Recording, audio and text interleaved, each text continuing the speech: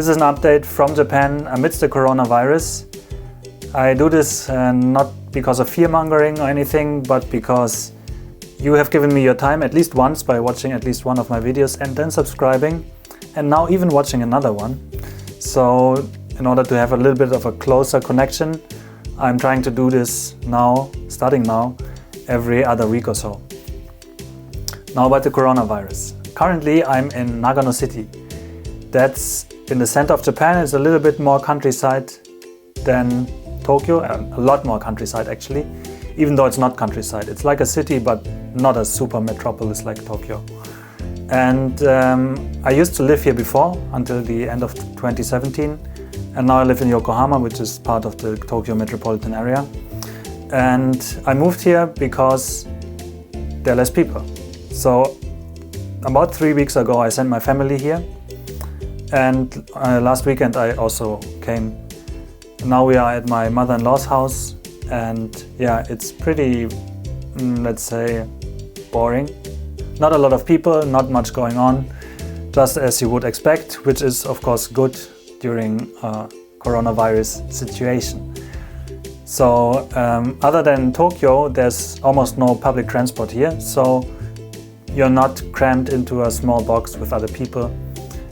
Usually if you go somewhere you do it by car, so you're separated, and there's much more space in general, so again you have more space to actually have a distance between you and others and therefore get away from potential infection. I also forgot my shaver in Yokohama, that's why I have a little bit of a beard now.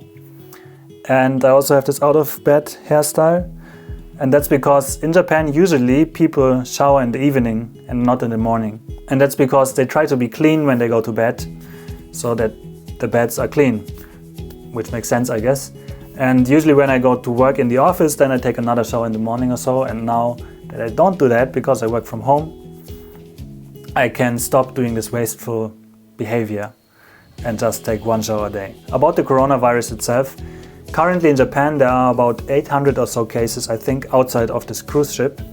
And in Germany it's close to 6,000, I think 5,800 as of today. That's the 17th of March.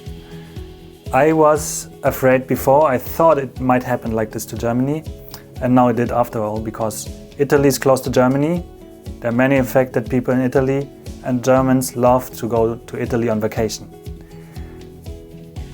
Also, compared to Japan, Germans are more touchy. So for example, if we greet somebody, usually we shake hands, or sometimes we even hug. In Japan it's more bowing and less physical contact. So the chances, of course, for getting infected there are higher in Germany than here. So right now, probably the risk of getting infected is less in Japan, is smaller in Japan than in Germany. And the only risk, therefore, that's higher when you are in Japan or visiting Japan from Germany again, or maybe another European country, is you might not be able to go back because the plane provider might cancel your flight. So a friend of mine, for example, had planned to go to Japan the day after tomorrow, that's on Thursday, and now she's considering if she comes here, can she actually go back to Germany or not? And who knows, right? Who knows? So it might get really difficult. So maybe taking the ship to, I don't know, that's difficult again, because you take the ship, then usually you go to Korea or maybe China, and that's also a difficult thing. So maybe you have to go to Russia and then take a plane, or you take a plane somewhere that's not as infected, that still allows you traveling there, and then from there go to Germany or wherever you particularly want to go to. So what I want to say actually is probably it's best not to travel so much right now, but to stay distanced, to stay at home if you can. Other than that, in Japan, most of the attractions are closed. Disneyland is closed, many things are cancelled. Supermarkets, convenience stores, restaurants and so on are still open. So you can do your usual shopping if you need food and so on. Masks are still sold out in many parts of Tokyo.